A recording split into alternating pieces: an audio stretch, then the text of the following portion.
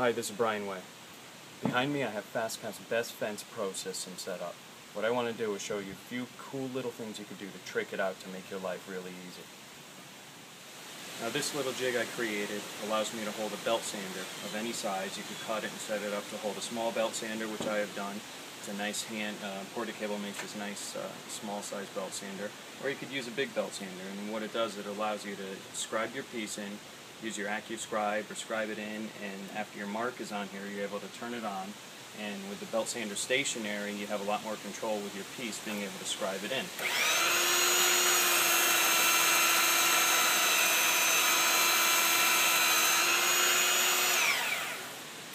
Just like that. Now most of these jigs are really easy to make. All you need to do is buy a couple extra backstops for the fence, and you can screw anything to it and make any kind of jig you want. This one's real easy.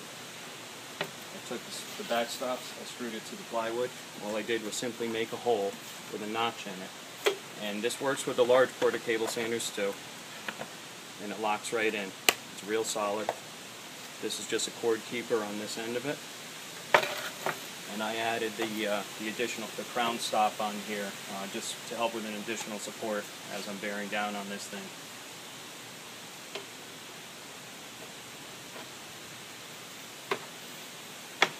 And that's it. You flip it up when you're done with it, keep it out of your way. It's still flush with the back of the fence, it's not in your way. That's the first jig.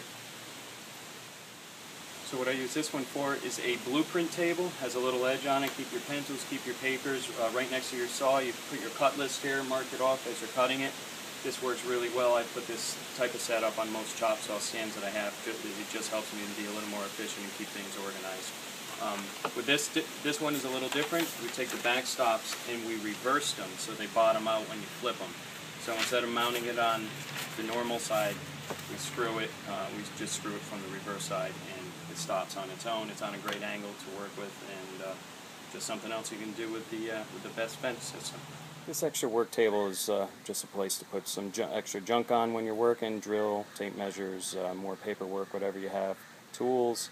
It locks right in using some pipe screwed to the bottom of it in reverse, and just a real easy, quick thing to do to give you some extra space in your cutting area.